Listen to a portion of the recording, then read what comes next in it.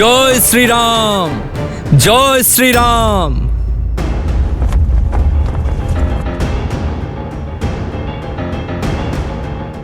সবাই সতর্ক হয়ে যাও। দাদার অনুমানই সঠিক ছিল, এই রাক্ষসরা এদিকেও পৌঁছে গেছে। তারা অবশ্যই ওই দিক থেকে আসছে। আমি সেখানে গিয়ে দেখছি। ঠিক বলেছ নীল, তুমি এগিয়ে গিয়ে দেখো।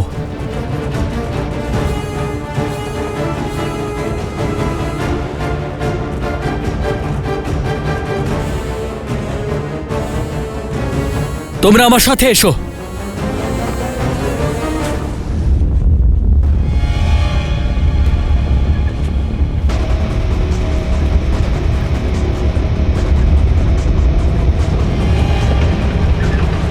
এখানে নিশ্চয়ই কোনো অনিষ্ট হতে চলেছে। নীল, এটা নিশ্চয়ই কোনো মায়াজাল হতে পারে। নিজেকে সুরক্ষিত করো।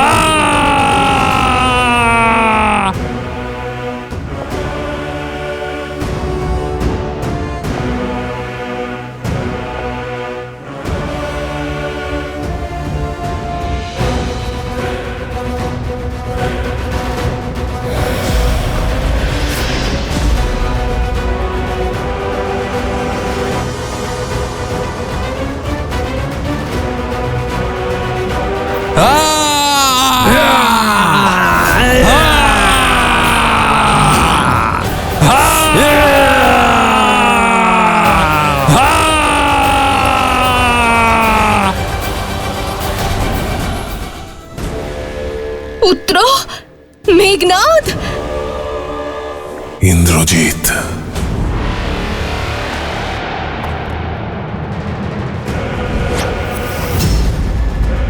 নীল, সরে যাও ওখান থেকে। ওখানে দাঁড়িয়ে থেকো না নীল, এদিকে এসো।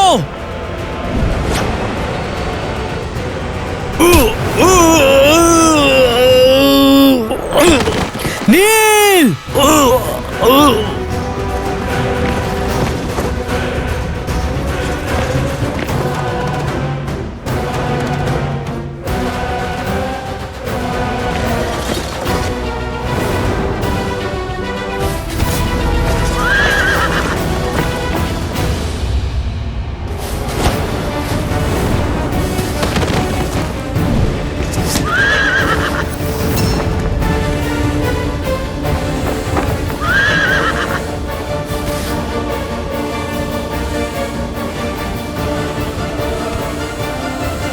আমরা একা এদেরকে আটকাতে পারবো না।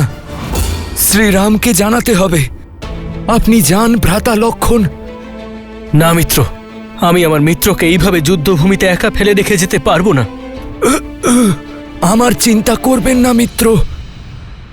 শ্রীরামের রুদ্র আমরা, আমাদের রক্ষা উনি স্বয়ং করবেন।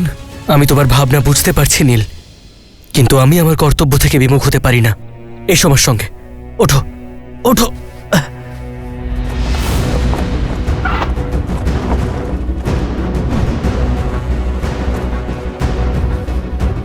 পিছু করো ওদের।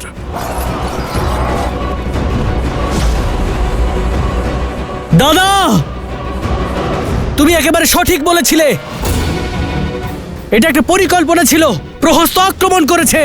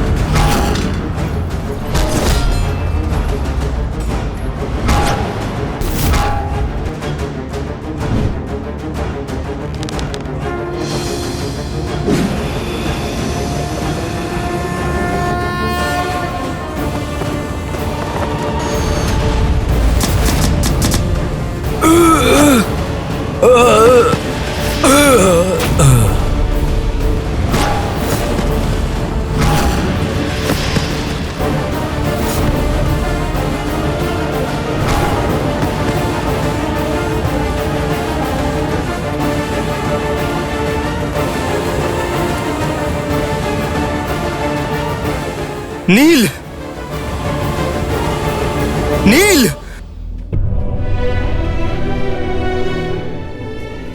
নীল, নীল আমার ভাই, ওঠো, ওঠো, ওঠো নীল। প্রভু, নীলের কি হলো প্রভু?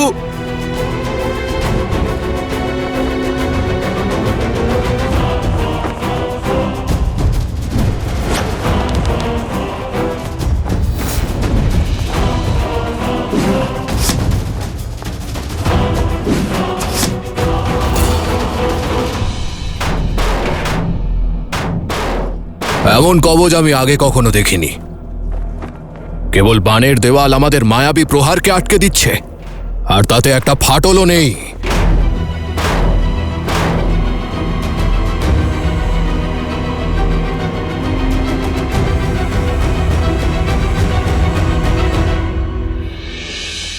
ও জীবিত আছে।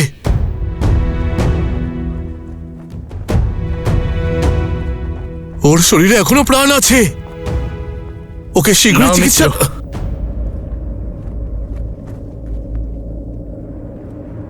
না,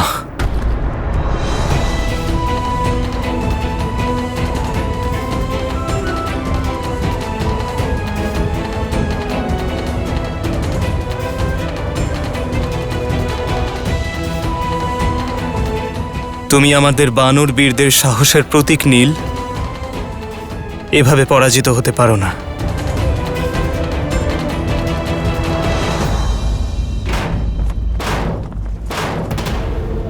দেখাও আমাকে যে তুমি সেই মহাবলী প্রহস্ত যে আমার সঙ্গে কাঁধে কাঁধ মিলিয়ে সহস্র যুদ্ধ করেছে।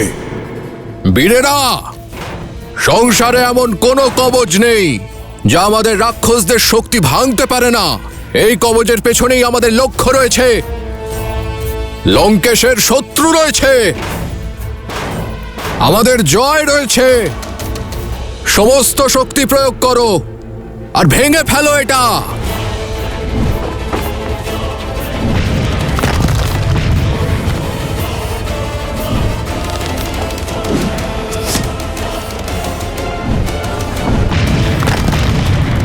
অসম্ভব। এক তুচ্ছ মানব কেবল বানের দ্বারা এমন অভেদ্য কবচ কিভাবে বানাতে পারে?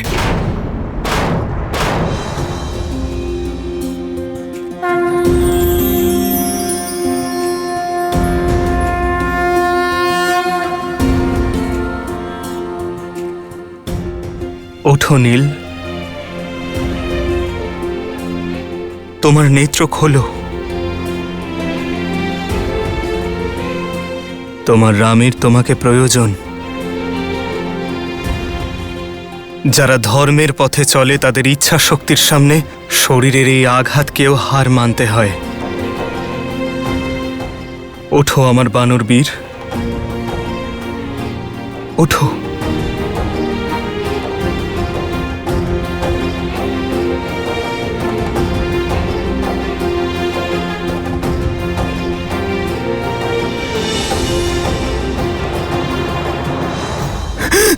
সুগ্রীব কাকা,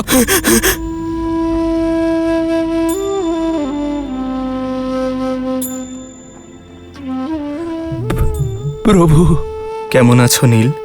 আপনার কোলে যার মাথা স্থান পায়, যার শরীর আপনার চরণে আর বিশ্বাস আপনার স্মরণে থাকে, সে তো যেন স্বর্গেই আছে প্রভু।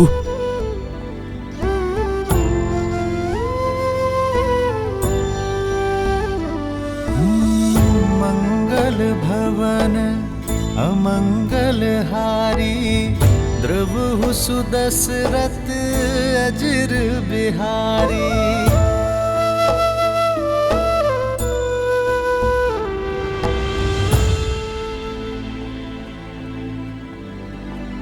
খুব বেশি যন্ত্রণা করছে না তো নীল? আপনার স্পর্শ পেয়ে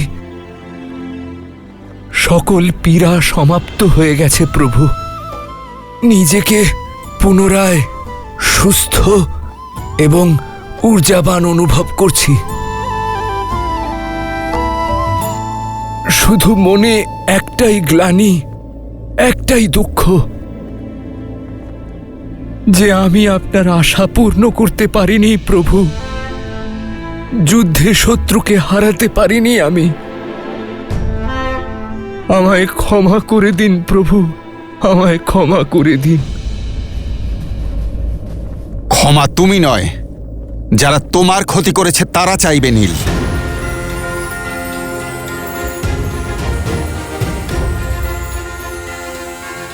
পিছন থেকে আক্রমণ করা শত্রুদের সংহার প্রভু শ্রীরামের এই দূত করবে। এবার যুদ্ধক্ষেত্রে হাহাকার মাতা সীতার এই পুত্র সৃষ্টি করবে। না হনুমান, তার কোনো প্রয়োজন নেই। সংঘর্ষ যুদ্ধভূমিতে হোক বা জীবনে, তার সম্মুখীন নিজেকেই হতে হয়। যদি প্রহার নীলের ওপর হয়ে থাকে, তাহলে সেই প্রহারের উত্তর দেওয়ার অধিকার কেবল নীলেরই আছে। প্রভু, কিন্তু নীলের তো গভীর আঘাত লেগেছে। আঘাত শরীরে লেগেছে, সাহসে নয়, সামর্থ্যে নয়। যদি মন নিশ্চিত করে, তবে শরীর সঙ্গ অবশ্যই দেবে।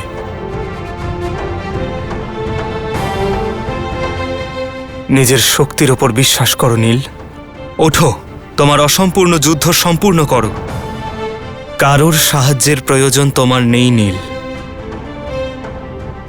না আমার, না হনুমানের।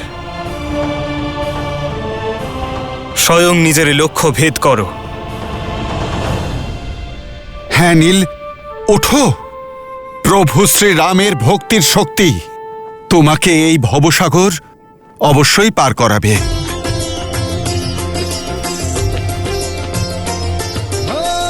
मंगल भवन अमंगल हारी द्रवहु सुदशरथ अजर बिहारी।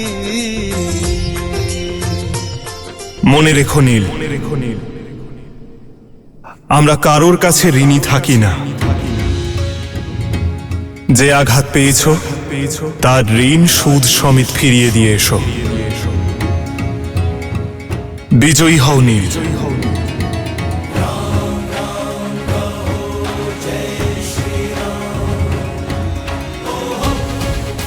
ধরো নীল।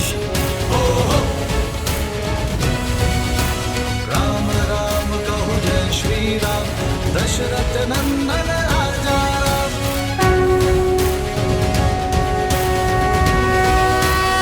যথা আজ্ঞা শ্রীরাম। सर पे हो रघुवर का हाथ तो हर दुविधा आसान होगी।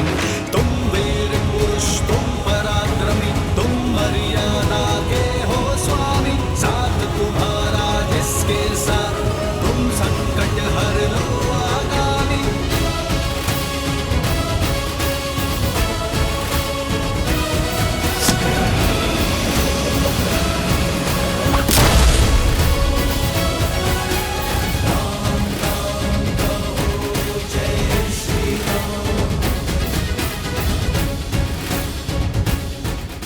জয় শ্রীরাম। राम राम कहु जय श्री राम दशरथ नंदन राजा राम। राम नाम भजते हनुमान अवध बिहारी राजा राम।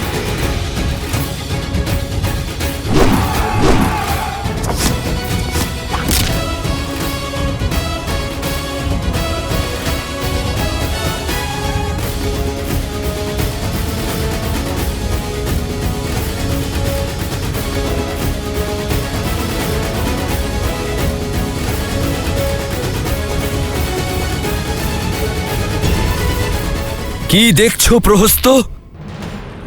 আমার হাতে এটা গদা নয়, আমার রামের আশীর্বাদ এবং ওনার স্পর্শ আছে।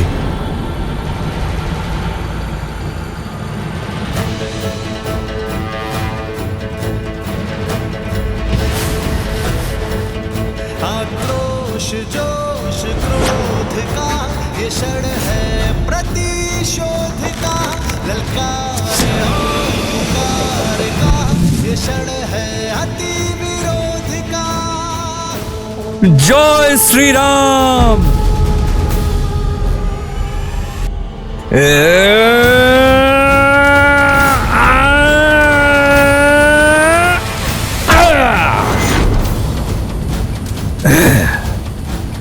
वानरों की सेना अब तो तैयार है, श्री राम की करे वो जय जयकार है। धर्म के संग अधर्म के विरुद्ध है, ये युद्ध है, महायुद्ध है।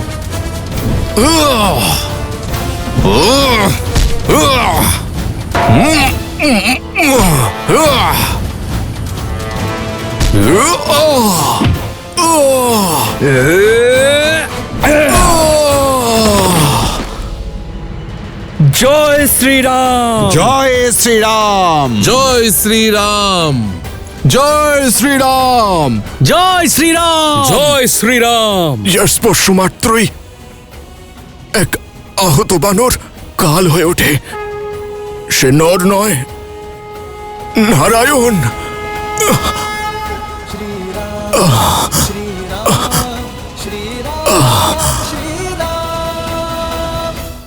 কার্তিক অমাবস্যা নিকটে, আর তার পূর্বে আমাদের অযোধ্যা পৌঁছানো আবশ্যক।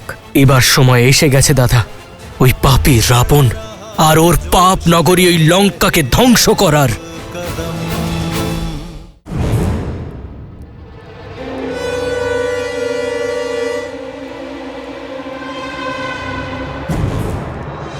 পুত্র, মহাদেবের জয় হোক।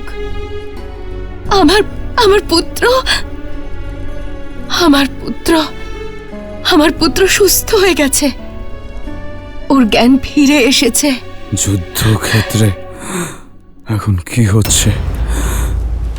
আমি ওই দুজন ভাইকে হত্যা করে। সমস্ত চিন্তা ছেড়ে দাও পুত্র, এখন শুধু বিশ্রাম করো আর যত শীঘ্র সম্ভব সুস্থ হয়ে ওঠো। যুদ্ধক্ষেত্রের সমস্ত চিন্তা তোমার পিতার উপর ছেড়ে দাও। কি? অর্থাৎ যুদ্ধ এখনো অব্দি সমাপ্ত হয়নি? ওই দুই ভাইয়ের মৃত্যু কি ঘটেনি? আমি এখনই গিয়ে ওদের দুজনকে শেষ করে দেব।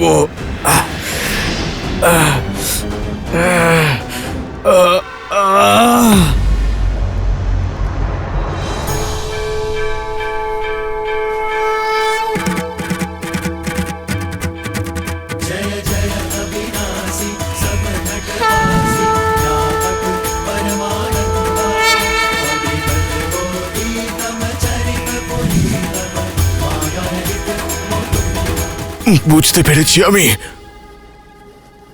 যেতে বিমন দদরি ঠিকই বলেন, আপনি নর নন, নারায়ণ, সাক্ষাৎ বিষ্ণুর অবতার। পার্থক্য শুধু এটাই যে অনেক দেরি হলো বুঝতে। আমার পাপ ক্ষমা করুন। আমায় পরের জন্মে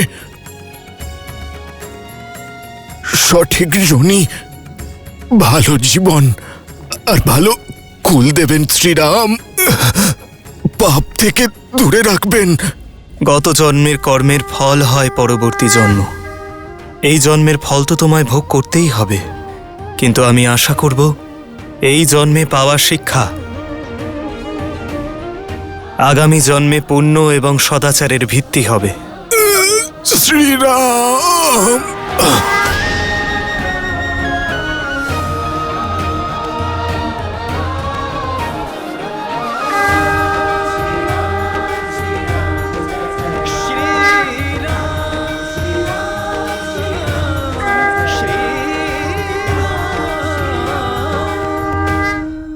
কার্তিক অমাবস্যা নিকটে, আর তার পূর্বে আমাদের অযোধ্যা পৌঁছানো আবশ্যক। এবার সময় এসে গেছে দাদা, ওই পাপী রাবণ আর ওর পাপ নগরী ওই লঙ্কাকে ধ্বংস করার।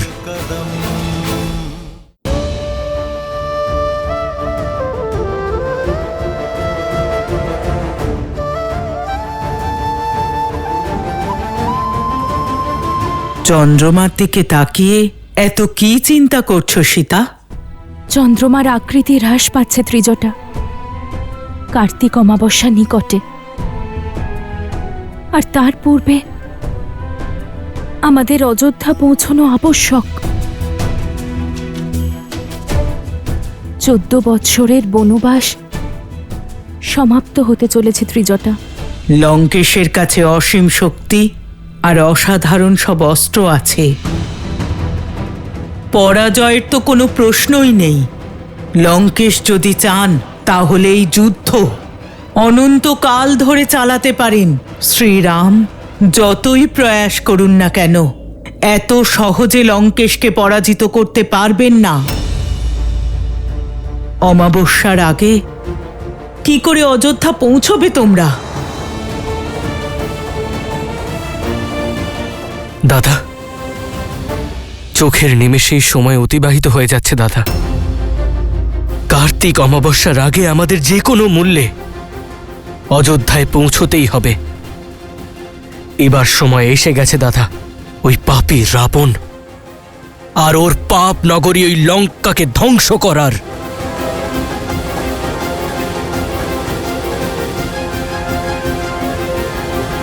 চোদ্দ বৎসরের বনবাস সমাপ্ত হতে চলল ত্রিজটা।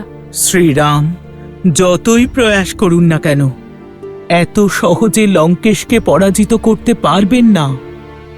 অমাবস্যার আগে অযোধ্যা কি করে পৌঁছবে তোমরা? দেখো ত্রিজটা, আমার শ্রীরাম শীঘ্রই কোনো উপায় বের করবেন। শুধু মাতা গৌরীর কাছে প্রার্থনা করি আমার শ্রীরামকে যেন উনি রক্ষা করেন, ওনার শরীরকেও আর মনকেও। আমার শ্রীরামের মনে কত কষ্ট হচ্ছে ত্রিজটা, এত নিকটে এসেও মর্যাদার সীমায় আবদ্ধ হয়ে আছেন।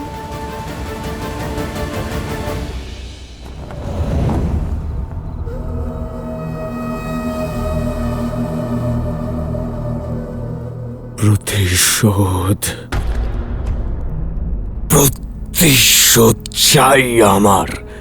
ওই দুই বনবাসীর হত্যা করতে চাই।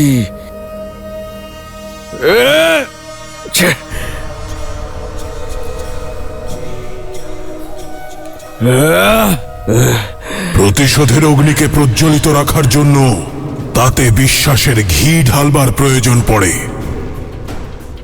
দুর্বলতার আঁচল নয়। ভেবে দেখো, তুমি কে, কার পুত্র?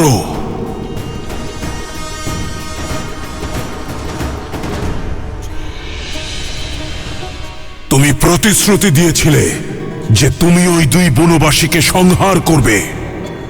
তাহলে ওঠো আর পূর্ণ করো প্রতিশ্রুতি, এক বীরের মতো। লঙ্কেশ, আমার পুত্র আহত লঙ্কেশ। যুদ্ধক্ষেত্রে পাওয়া আঘাত বীরেদের শৃঙ্গার, তাদের পায়ের শিকল নয়। যুদ্ধের আরম্ভ করেছিল ওই বনবাসীরা, কিন্তু তা আমরা শেষ করব। ওঠো মেঘনাদ, নিজের প্রতিশ্রুতি পূর্ণ করো আর নিজের শত্রুর উপর মৃত্যুর মেঘ হয়ে গর্জাও, বর্ষণ করো। একজন পরস্ত্রীর প্রতি প্রেম নিজের পুত্র থেকেও বেশি মূল্যবান আপনার কাছে লঙ্কেশ? জ্ঞান মেঘনাদের নয়, আপনার ফেরা উচিত। প্রতিশোধের নেশায় মত্ত হয়ে পরিস্থিতির তোয়াক্কা না করে মৃত্যুর মুখ থেকে ফিরে আসা আমার পুত্রকে আপনি আবার মৃত্যুর দিকে ঠেলে দিতে চাইছেন। আপনি ওর পিতা হন, একটু তো দয়া করুন লঙ্কেশ। মৌন হও, মৌন হও। এক বীরের দয়া নয়, দিক নির্দেশের প্রয়োজন হয়। যেখানে আহত হয়ে পড়ে আছে সে কোনো সাধারণ রাক্ষস নয়।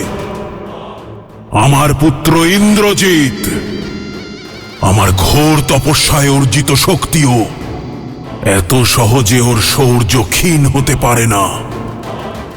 লঙ্কার যুবরাজও, ওকে ওর কর্তব্য পূর্ণ করতে দাও। লঙ্কার শত্রু ওখানে আমাদের জন্য অপেক্ষা করছে, তাদের উত্তর দেবে আমার মেঘনাদ। ওঠো মেঘনাদ, অনেক হয়েছে বিশ্রাম, এবার করো সংগ্রাম, করো সংহার।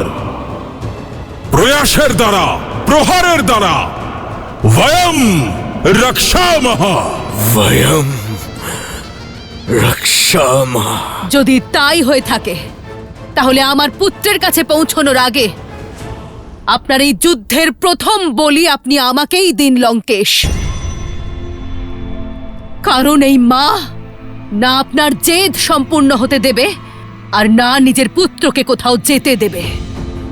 কারণ যে এই মুহূর্তে আমার সামনে আছে সে লঙ্কার যুবরাজ নয়, সে আমার পুত্র, যাকে আমি আমার গর্ভে ধারণ করেছি, আমার রক্ত দিয়ে বড় করেছি লঙ্কেশ। আর সেই রক্ত আর আমি বয়ে যেতে দেব না। ওকে পৃথিবীতে আমি এনেছি, তাই আমি থাকতে অকালে ওর প্রাণ যেতে দেব না আমি। যদি এবার যুদ্ধে মেঘনাদ যায় তাহলে আমার সব দেহের ওপর দিয়ে যাবে।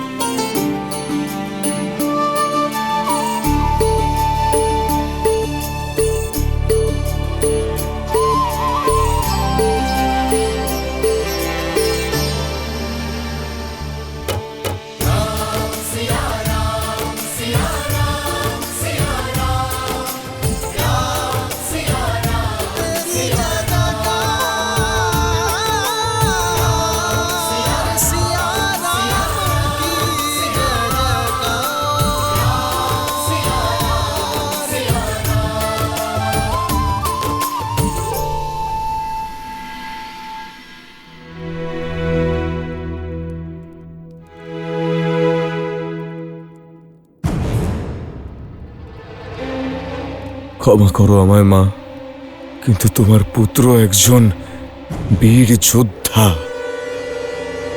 যে ইন্দ্রকে পরাজিত করেছিল, আমি একজন তুচ্ছ বনবাসীর থেকে পরাজয় স্বীকার করতে পারবো না। উনি বনবাসী নন, নারায়ণ মেঘনাদ। আমার নারায়ণ কেবলমাত্র আমার পিতা, আর আমার লক্ষ্য ওনার সম্মান রক্ষা করা। মেঘনাদ, তুমি এখনো আহত পুত্র। আর আমার এই আঘাতের ঔষধি ওই বনবাসীর রক্তে রয়েছে। মেঘনাদ, আমি ওতেই ঠিক হয়ে যাব। ওখানে ওই বনবাসী কোনো বৈদ্য ছাড়া, কোনো ঔষধি ছাড়াই যুদ্ধ করছে। তোমার কাছেও প্রত্যাশা ছিল এমনই সাহস দেখাবে। এবার সময় এসে গেছে পিতা, যে আমি আপনার সেই আশা পূরণ করব। এই যুদ্ধ সারাটা জীবনের জন্য শেষ করে দিই। আপনি কেবল অনুমতি দিন আমায়। অনুমতি দিলাম মেঘনাদ, কিন্তু তার আগে ব্রহ্মদেবের বরদান অনুসারে বটবৃক্ষের পূজা করো। তারপরে মাতা নিকুম্ভিলা দেবীর গুহায় যাও, তার আরাধনা করো, সেই রথ অর্জন করো, যাতে আরোহণ করলেই তুমি অজেয় আর অমর। সেই রথে করে যাও ওই বনবাসী আর ওর মর্কটদের এই ঔদ্ধত্যের শাস্তি দাও। মনে রেখো পুত্র, আমরা রাক্ষস, আমাদের প্রতিটি বরদান অনেক তপস্যা করে লাভ করতে হয়। আর এগিয়েও না মন্দোদরী। এই কথা এক পিতা এবং পুত্র, এক রাজা এবং যুবরাজের মধ্যে হচ্ছে। এতে হস্তক্ষেপ করো না। অন্যায়ের বিরুদ্ধে হওয়া এই যুদ্ধে রামের ঢাল হয়েছেন আপনারা। যখনই আমি আশাহত হয়েছি, তখন আপনারা আমাকে সামলেছেন। আমরা সর্বদা সংযমী থেকেছি, সর্বদা ধর্ম এবং মর্যাদা পালন করেছি, কিন্তু শত্রুরা নিয়মের অবমাননা করেছে, সর্বদা অধর্মের পথ বেছে নিয়েছে। আমার বানর বীরেরা, এতদিন আপনারা সকলে রামের ঢাল হয়েছিলেন, কিন্তু এখন সময় এসেছে এই ঢালের অস্ত্ররূপ ধারণ করার। আমার সম্বল যেন শত্রুর ভিত নাড়িয়ে দেয়। অসুররা সকল আসুরিক শক্তি প্রয়োগ করেছে, কিন্তু এখন সময় হলো মানব এবং বানরের ঐক্যের শক্তি প্রদর্শন করার। লঙ্কার এই মাটি আমাদের শক্তির পরীক্ষা নিতে চাইছে। এখন সময় হলো লঙ্কার অহংকারের বিনাশ করা, স্বর্ণ লঙ্কার অহংকার ভস্ম করে দেওয়া, অভেদ্য লঙ্কায় প্রবেশ করা, যার জন্য সংসারের প্রতিটি গৃহ অসুরক্ষিত। সেই মায়াবীদের তাদেরই নগরীতে, তাদেরই গৃহে প্রবেশ করে শেষ করার।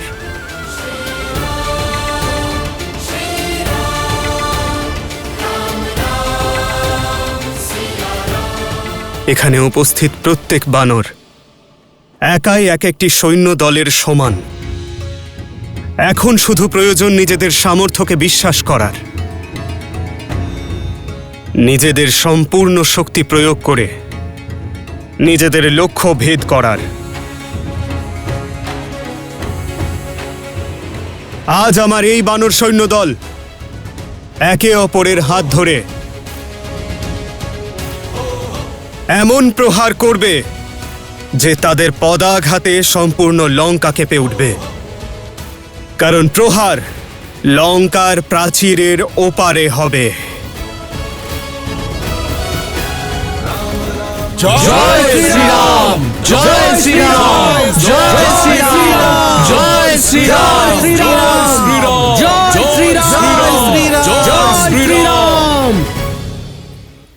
মায়ের স্থান সর্বদা পিতা এবং পুত্রের মাঝখানেই হয় লঙ্কেশ, আর মহারানীর, যুবরাজ এবং মহারাজের মাঝখানে হস্তক্ষেপ করার সম্পূর্ণ অধিকার আছে। আপনি আমার কথা কেন বুঝতে চাইছেন না লঙ্কেশ? যার সাথে আপনি যুদ্ধ করছেন তিনি যে স্বয়ং শ্রী বিষ্ণু, নারায়ণ। লঙ্কেশ, তোমার ভয় দূর করার কেবল একটি উপায় আছে, একটি উপায়, ওই তথাকথিত বিষ্ণুকে বধ। মা,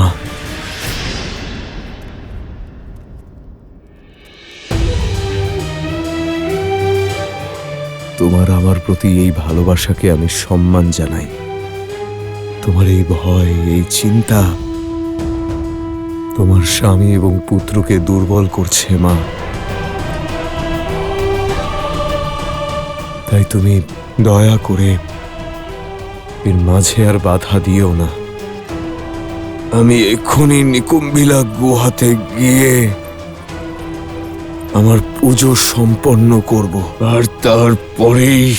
আর তারপর কি পুত্র? আছে এমন কোনো যুক্তি, কোনো পুজো যা নারায়ণকে পরাজিত করতে পারে? মেঘনাদ, নিজের চোখের সামনে থেকে পিতা প্রেমের মিথ্যে আবরণটা সরাও আর সত্যিটাকে অস্বীকার করো না। সত্য তো তুমি দেখতে পারছো না মা। ব্যাস, আমি আমার প্রথম প্রহারেই রাম এবং লক্ষ্মণ দুজনেরই বিনাশ করেছিলাম। যে রামকে তুমি নারায়ণ বলছো, সে নাগ পাশের প্রহারে মাটিতে পড়ে নিজের শেষ নিঃশ্বাস গুনছিল। ও কোনো নারায়ণ নয় মা, ও কেবলমাত্র একটা তুচ্ছ মানব। আগের বার তো সে বেঁচে গেছে, কিন্তু এইবার আমি আমার পুজো সম্পন্ন করে ওদের ওপর এমন প্রহার করব যে মানুষের পাশাপাশি ওদের তথাকথিত নারায়ণেরও বিনাশ ঘটবে। মেঘনাদ, তুমি কোথাও যাবে না। মেঘনাদ, মা, তুমি বুঝতে কেন পারছো না? লঙ্কার যুবরাজ হওয়ার দরুন আমার কর্তব্য লঙ্কাকে রক্ষা করা। নিজের দৃঢ়তা দিয়ে আমায় শক্তি দাও মা। তোমার মমতায় আমায় দুর্বল করো না। আমায় আমার কর্তব্য পালন করতে দাও।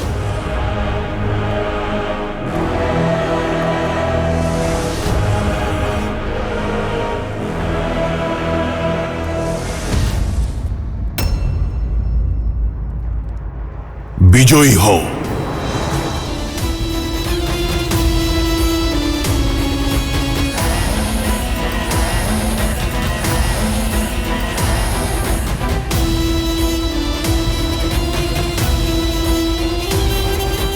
মেঘনাদ, মেঘনাদ, আমার কথাটা শোনো। মেঘনাদ, আমার কথাটা বোঝো।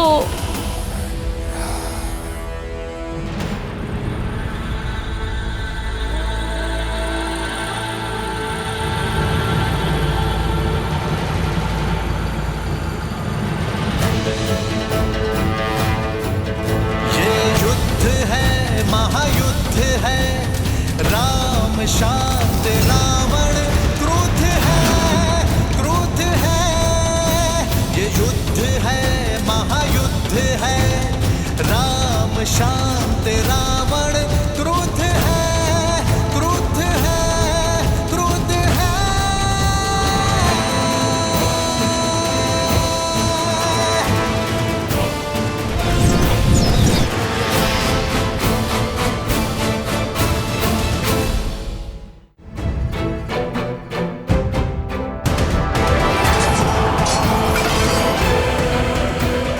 প্রভু, কি হলো? আপনি হঠাৎ থেমে গেলেন কেন? আমি লঙ্কার ভেতরে পা রাখতে পারবো না হনুমান।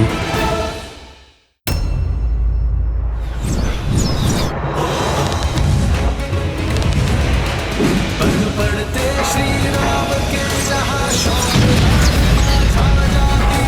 राम नाम का गूंज गान तो मन में शक्ति भर जाती।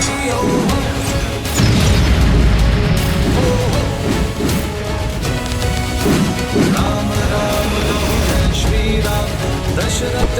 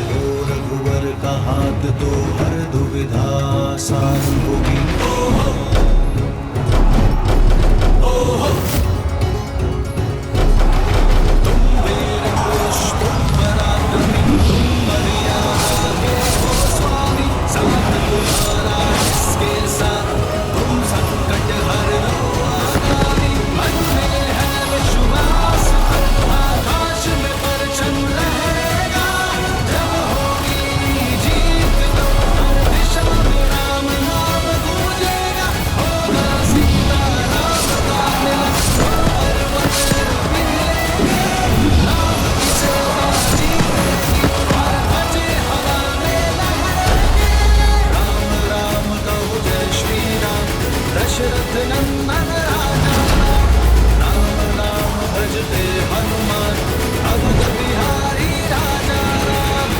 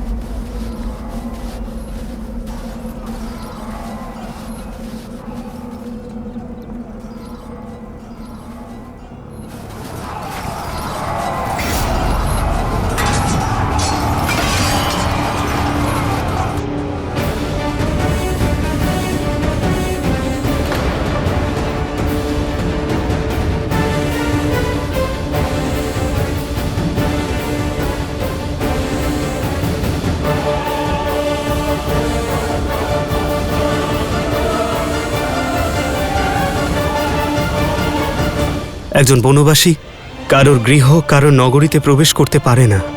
এই যুদ্ধ মর্যাদায় থেকে লড়া হচ্ছে লক্ষণ। তাহলে আমি আমার প্রতিশ্রুতি ভঙ্গ করে এই যুদ্ধ কি করে লড়ব? লঙ্কায় প্রবেশ করার প্রশ্নই ওঠে না।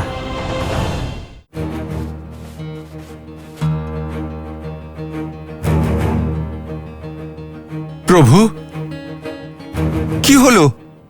আপনি হঠাৎ থেমে গেলেন কেন?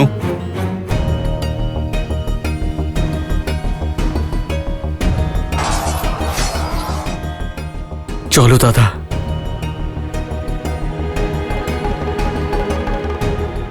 আমি লঙ্কার ভিতরে পা রাখতে পারবো না হনুমান।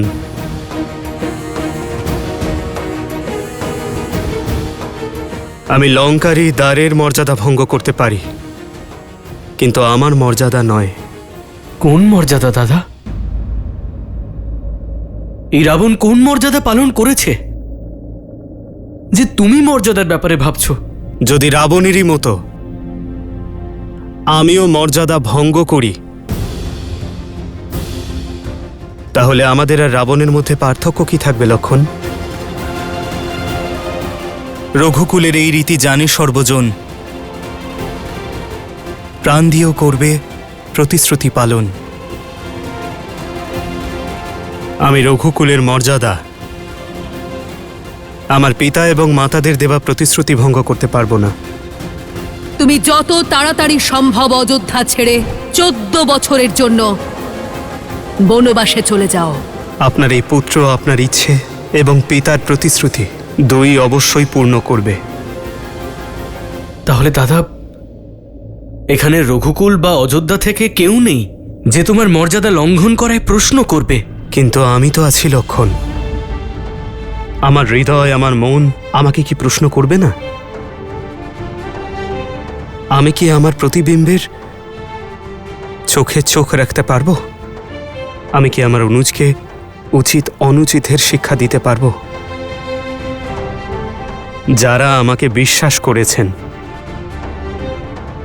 আমার জন্য প্রাণপাত করেছেন, আমি কি তাদের বিশ্বাস জয় করতে পারবো? আমি একজন বনবাসী লক্ষণ, নিজের রাজ্য থেকে নিষ্কাশিত।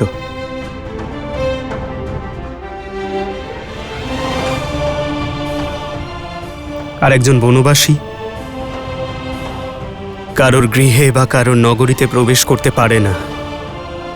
এই যুদ্ধ মর্যাদা দিয়ে লড়া হচ্ছে লক্ষণ, মর্যাদার জন্য লড়া হচ্ছে। তাহলে আমি আমারই দেওয়া প্রতিশ্রুতি ভঙ্গ কিভাবে করতে পারি লক্ষণ? আমার লঙ্কায় প্রবেশ করার প্রশ্নই ওঠে না।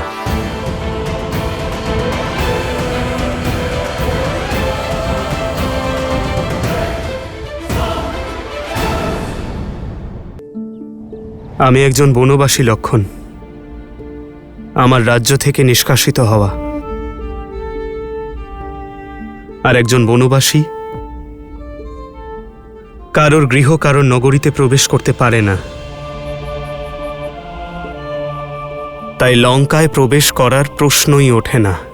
কিন্তু লঙ্কার মধ্যে থেকে বৌঠান, যিনি দিন রাত তোমার জন্য অপেক্ষা করে আছেন, তার কি হবে দাদা?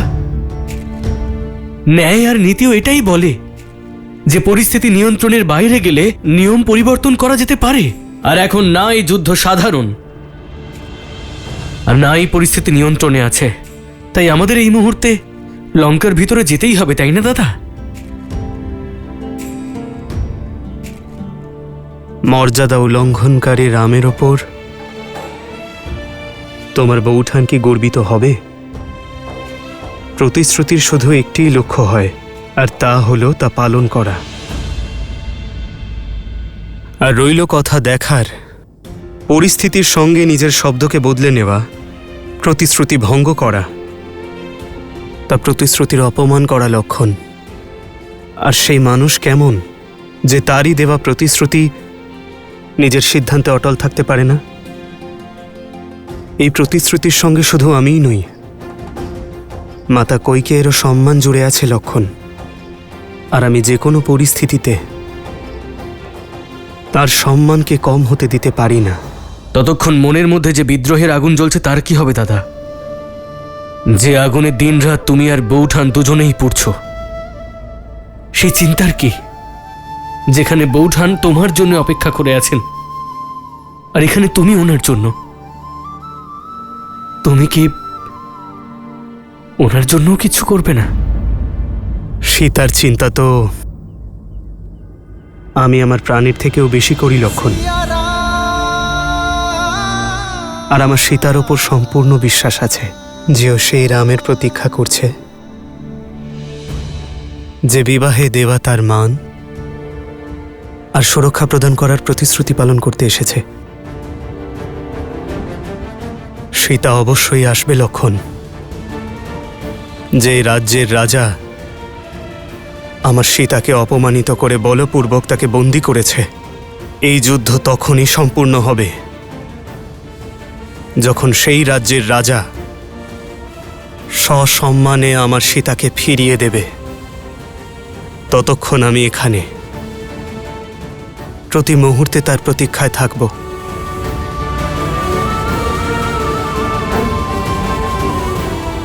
সীতা লঙ্কায় বন্দী রূপে এসেছিল, কিন্তু রানী রূপে সে বাইরে আসবে।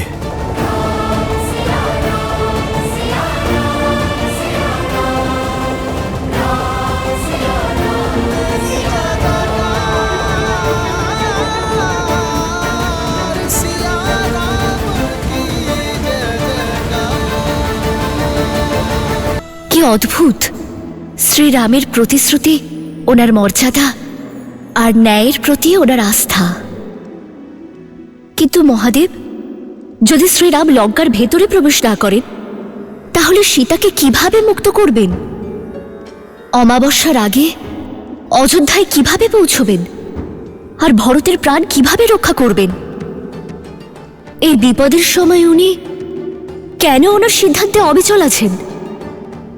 মর্যাদার কথা এত কেন ভাবছেন শ্রীরাম? যে নিজেই মর্যাদা ভঙ্গ করে, সে কিভাবে মর্যাদা পুরুষোত্তম হবে? একজন মানুষ মর্যাদা আর ধর্মের প্রতি সমর্পণ ভাব এবং যে কোনো মূল্যে তা পূর্ণ করার ইচ্ছে তাকে নারায়ণ করে তোলে।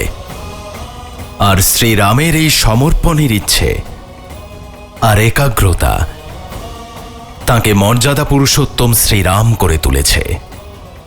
আর তাছাড়া দেবী, যিনি এ সংসারে ধর্ম আর মর্যাদা স্থাপনের জন্য অবতীর্ণ হয়েছেন, তিনি কি করে মর্যাদা উল্লঙ্ঘন করবেন? যদি মর্যাদার কথা এতই ভাবেন, তবে অমাবস্যার আগে সীতাকে নিয়ে কিভাবে অযোধ্যায় পৌঁছবেন? দেবী, আমি আপনাকে আগেও বলেছি, না এই যুদ্ধ সহজ হবে, আর না এর দ্বারা সৃষ্টি হওয়া প্রতিস্পর্ধা। পরিস্থিতি অত্যন্ত কঠিন, আর এই কঠিন পরিস্থিতিতে আমাদের সম্মুখে অনেক প্রশ্ন এসে দাঁড়িয়েছে। এবার কেমন ভাবে শ্রীরাম সংসারে ধর্ম আর মর্যাদা স্থাপন করবেন? কেমন ভাবে শ্রীরাম করবেন দেবী সীতার রক্ষা? শ্রীরাম অযোধ্যায় কিভাবে সময়ে পৌঁছবেন ভ্রাতা ভরতের প্রাণ বাঁচানোর জন্য? কিন্তু এই সমস্ত প্রশ্নের উত্তর আমি দেব না। এই সমস্ত প্রশ্নের উত্তর দেবেন শ্রীহরি বিষ্ণুর মনুষ্য অবতার মর্যাদা পুরুষোত্তম শ্রীরাম।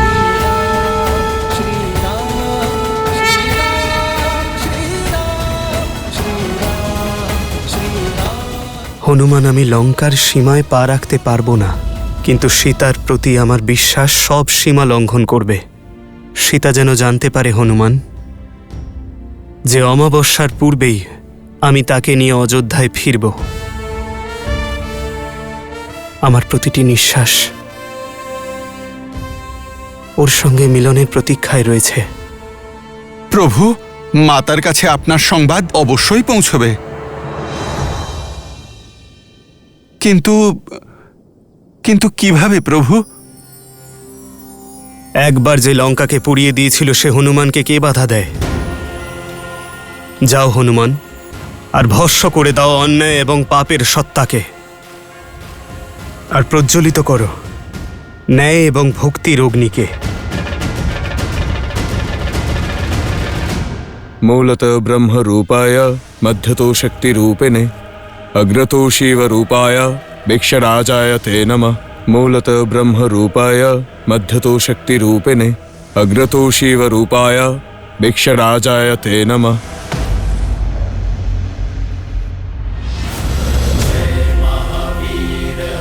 আরে আরে পালাও পালাও পালাও পালাও! আরে তো সেই আবার সব তছনছ করে দেবে। পালাও পালাও পালাও! শেষ হয়েছে। পালাও! আরে আরে, ভয় পেও না, আমি বানর, রাক্ষস নই। তোমরা তো আগেও বেঁধেছিলে আমাকে। এসো এসো, আমায় আবার বেঁধে ফেলো। আমার লেজে অগ্নিসংযোগ করবে না? আরে এসো।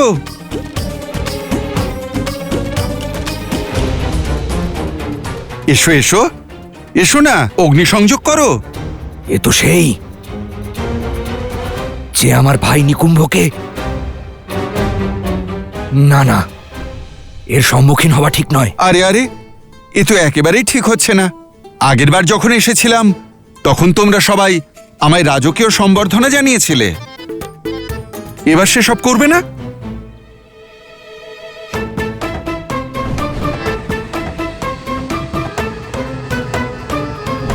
আরে ভাই, বিলম্ব করছো কেন? ধরো আমার লেজ। তোমাদের হাত বাড়াও আর অগ্নিসংযোগ করো। বাড়াও বাড়াও। এই তুই জানা, তুই জানা, তুই যা, তুই যা। আরে ভাই, এ তো খুব খারাপ, তাই না? আমি মিত্র হয়ে কথা বলতে চাইছি আর তোমরা প্রহার করতে এগিয়ে আসছো।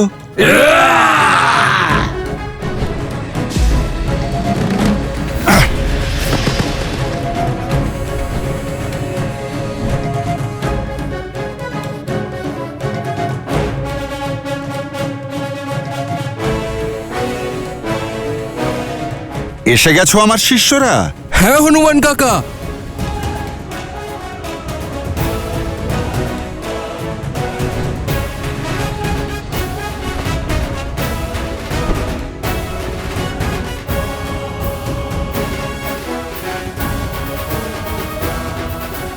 আরে, তোমরা তো দেখছি বড় বিচিত্র।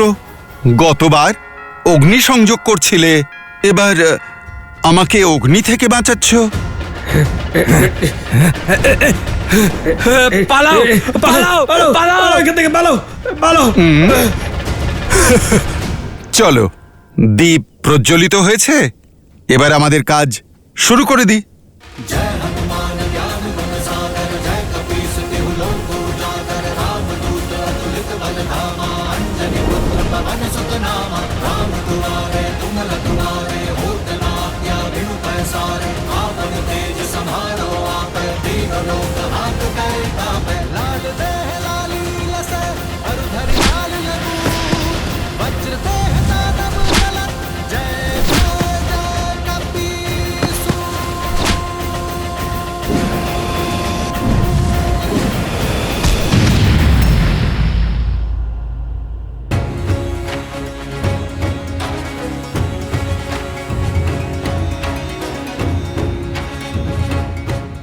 আমি লঙ্কায় প্রবেশ করতে পারবো না,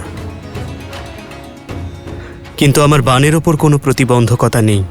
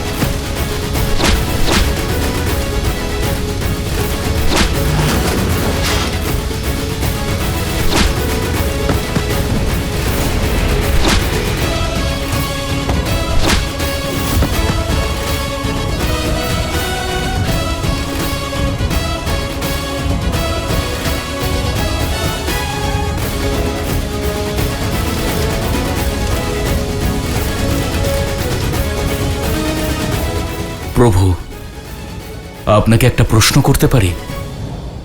আমি আপনাকে সম্পূর্ণ বিশ্বাস করি, কিন্তু একবার লঙ্কা পুড়ে গেছে, পুনরায় পুড়িয়ে কি হবে? আমি বলতে চাইছি, এই সিদ্ধান্তের পিছনে অবশ্যই কোনো গভীর কারণ আছে, কোনো যুক্তি আছে।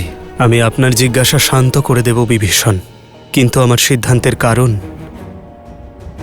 আপনার দুঃখের কারণ হতে পারে। আপনি কি এখনো জানতে চান? কি বললে তুমি? আরো একবার? এই মর্কট সব সীমা লঙ্ঘন করছে।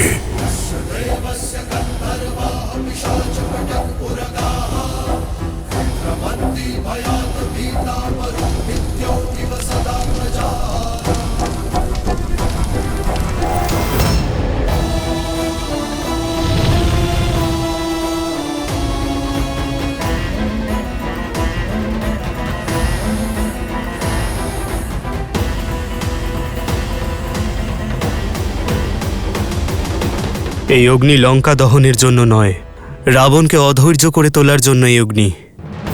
যখন ব্যক্তি অধৈর্য হয়ে যায়, তখন তার বিবেক বিকারগ্রস্ত হয়ে যায়, তার চিন্তা শক্তি ক্ষীণ হয়ে যায়। আর আমি চাই রাবণ এই যুদ্ধের সবথেকে বড় ভুলটি করুক, শীঘ্রাতি শীঘ্র করুক। কেমন ভুল প্রভু? আমি কিছু বুঝলাম না। কুম্ভকর্ণ, আপনি তো বলেছিলেন রাবণের কাছে ব্রহ্মাস্ত্রের থেকেও বড় অস্ত্র রয়েছে। কুম্ভকর্ণ, যে এখন নিদ্রারত, যদিও আরও 2 দিন ঘুমোয় আর নিদ্রা সম্পূর্ণ করে, তাহলে ওর পাওয়া বরদান অনুসারে ও আগামী 6 মাসের জন্য অমর হয়ে থাকবে। ওকে যুদ্ধে পরাজিত করা অসম্ভব হয়ে উঠবে।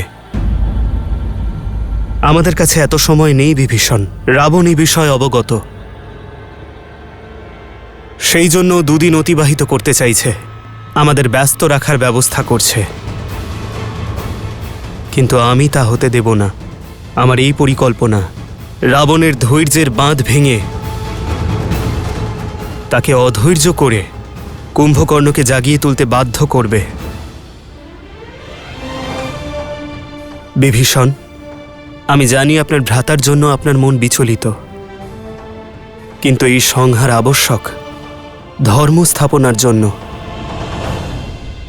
লঙ্কার দ্বার থেকে রাম, লক্ষ্মণ আর তার সেনারা আক্রমণ করছে। লঙ্কার ভেতরে এই বানর তাণ্ডব চালাচ্ছে।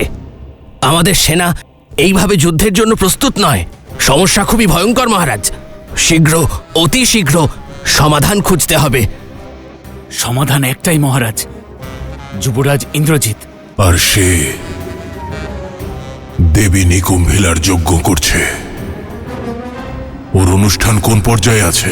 উনি এখন বটবৃক্ষের পূজা সম্পন্ন করছেন। আর তারপরেই যুবরাজ নিকুম্ভিলা দেবীর পূজা আরম্ভ করবেন মহারাজ। ব্রহ্মদেব, এই বটবৃক্ষের পূজা সম্পন্ন হলো। এবার আপনার দেওয়া বর অনুযায়ী আমি দেবী নিকুম্ভিলাকে আহ্বান করার জন্য সজ্জিত। আপনার আশীর্বাদ যেন পূর্ণ হয়, এই আশীর্বাদ করুন আমায় ব্রহ্মদেব। কারণ নিকুম্ভিলা দেবীর পুজো সম্পন্ন হওয়ার পরেই এই সমস্ত সংসারে আমাকে কেউ পরাজিত করতে পারবে না। অজেয় হয়ে যাব আমি সদা সর্বদার জন্য। কুম্ভকর্ণকে জাগানোর ব্যবস্থা করো। পিতাকে এখন জাগালে আগামী 6 মাস তার অমরত্ব থাকবে না। ওর নিদ্রা সমাপ্ত হোক না হোক, আমি রাম আর এই যুদ্ধের সমাপ্তি দেখতে চাই যত শীঘ্র সম্ভব। अग्रतो शिवरूपाय वृक्षराजाय ते नमः।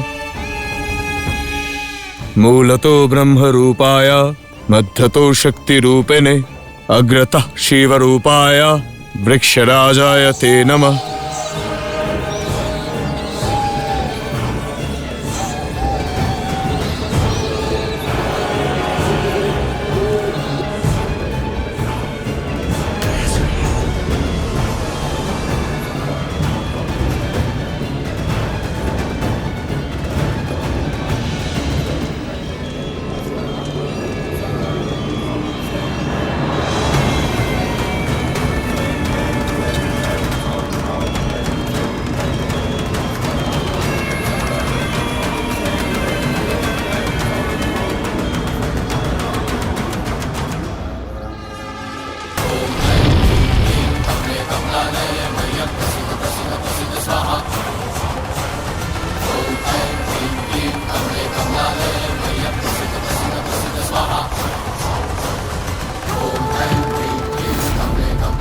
হে দেবী নিকুম্ভিলা,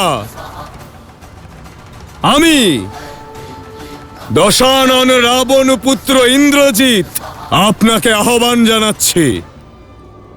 আপনার থেকে অজেয় রথ আর শক্তি অস্ত্র চাইছি আমি, আর এই আশীর্বাদ চাই যে আপনার শক্তি অস্ত্র দিয়ে আমি ওই বনবাসীদের জীবনের শেষটা আমার এই নিজের হাতে লিখতে পারি। সমস্ত লঙ্কার আশা এবং আমার পিতার বিশ্বাস কেবল আমার উপরই রয়েছে, আর আমার আশা আর আমার বিশ্বাস আপনার আশীর্বাদের উপর, আমার অজেয় হওয়ার বরের উপর। এই কারণে এখন যতক্ষণ আমার মনস্কামনা পূর্ণ না হচ্ছে, আমি ওই অজেয় রথ আর শক্তি অস্ত্র অর্জন না করছি, আমি আমার রক্ত আপনাকে সমর্পণ করতে থাকব। যতক্ষণ আমার শরীরের বহমান রক্তের শেষ বিন্দু সমাপ্তি ঘটছে না, আমি আপনার পুজো এবং আরাধনা করতে থাকব। ওম নিকুম্ভিলায় নমঃ। ওম নিকুম্ভিলায় নমঃ। ওম ह्रीं জুম সঃ। ওম ভূর্ভুবঃ স্বাহা। কুম্ভকর্ণকে জাগানোর ব্যবস্থা করো। পিতাকে এখন জাগালে আগামী 6 মাস উনি ওনার অমরত্ব হারিয়ে ফেলবেন। ওর নিদ্রা সমাপ্ত হোক না হোক, আমি রাম আর এই যুদ্ধের সমাপ্তি দেখতে চাই যত শীঘ্র সম্ভব। লঙ্কার কাছে সময় নেই মহারাজ। বানরদের তাণ্ডব আপনি দেখেছেন। শীঘ্রই কিছু করতে না পারলে আমরা পরাজিত হব মহারাজ।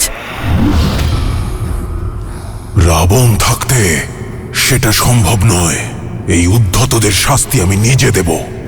না মহারাজ, পিতা কুম্ভকর্ণ, যুবরাজ ইন্দ্রজিৎ আর আমি থাকতে আপনার রণভূমিতে যাওয়ার কোনো প্রয়োজন নেই।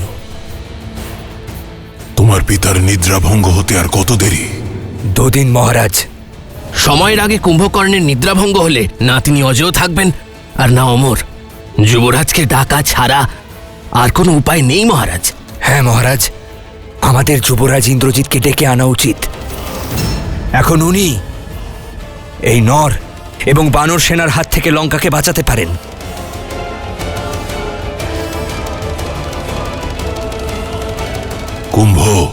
কুম্ভকর্ণকে জাগানোর ব্যবস্থা করো। একবার ভেবে নিন মহারাজ, যদি পিতাকে এখন জাগানো হয় তবে আগামী 6 মাস ওনার অমরত্ব থাকবে না। তোমার কি ধারণা এ বিষয়ে আমার জ্ঞান নেই? রাবণের থেকে বেশি কুম্ভকর্ণের শক্তির বিষয়ে কেউ জানে না। ওর নিদ্রা পূর্ণ হোক বা না হোক, আমার কুম্ভকর্ণের এত শক্তি আছে যে ও ওই মর্কটদের কাল হয়ে উঠতে পারে। তোমরা লঙ্কেশের আদেশ পালন করো আর জাগাও আমার কুম্ভকর্ণকে। আমি রাম আর এই যুদ্ধের সমাপ্তি দেখতে চাই, যত শীঘ্র সম্ভব।